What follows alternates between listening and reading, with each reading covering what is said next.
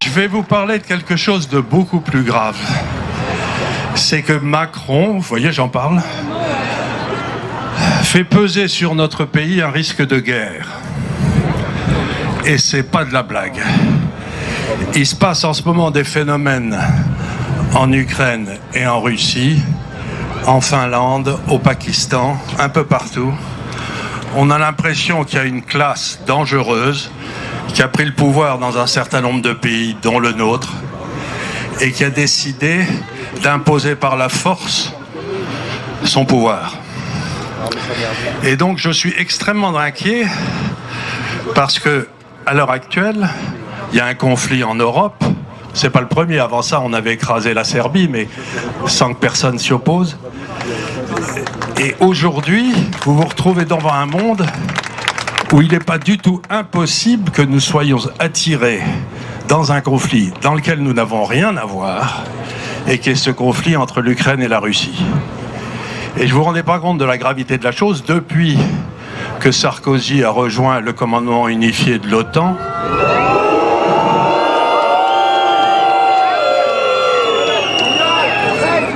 Ça nous met dans une situation extraordinairement difficile.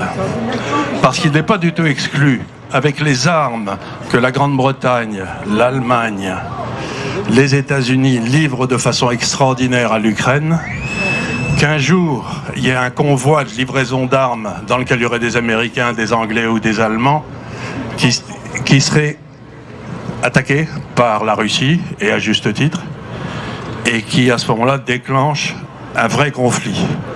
En plus, les mêmes au pouvoir sont en train d'essayer de faire rentrer la Finlande et la Suède dans l'OTAN, et la Finlande ne peut pas rentrer dans l'OTAN puisque ses frontières sont à 50 km de Saint-Pétersbourg. Donc, on est en train de défier la Russie sans arrêt, et c'est pas une bonne idée de chatouiller un ours. Enfin, Macron est en train de se plier parti avec toute une série de gens qui veulent la guerre contre la Russie. Ils la veulent. Et je trouve ça extraordinairement inquiétant. Je trouve que la Russie est le principal producteur d'énergie du monde. Maintenant, entre le gaz, le pétrole et le charbon, ils sont de loin les principaux producteurs. Or, comme je ne cesse de le dire à ceux qui veulent bien m'écouter, l'économie, l'emploi, c'est de l'énergie transformée. Si les Russes décident, en représailles, ou si on les en empêche, de livrer de l'énergie à l'Europe, nous allons avoir la récession la plus effroyable que l'Europe aura connue depuis les années 70. Donc on est en train de scier littéralement la rentabilité de toutes les entreprises françaises et européennes. Cet homme est fou. Cet homme est fou. Qu'il se soit accoquiné à des gens comme ça, c'est tout simplement impossible. Donc, ce que j'essaye de vous dire, c'est que il ne faut pas voter contre Macron parce que c'est un âne. Il ne faut pas voter contre Macron parce qu'il est incompétent, malhonnête, ou tout ça. Il l'est, on le sait tous.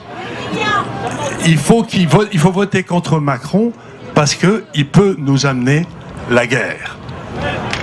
Et ça, c'est impossible. Donc, faites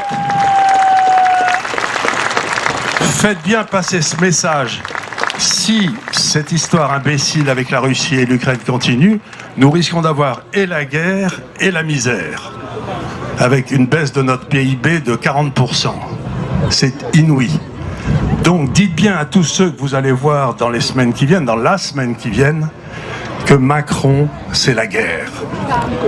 Macron, c'est pas la paix, Macron, c'est la guerre. Et l'Europe, c'est la guerre. Merci beaucoup.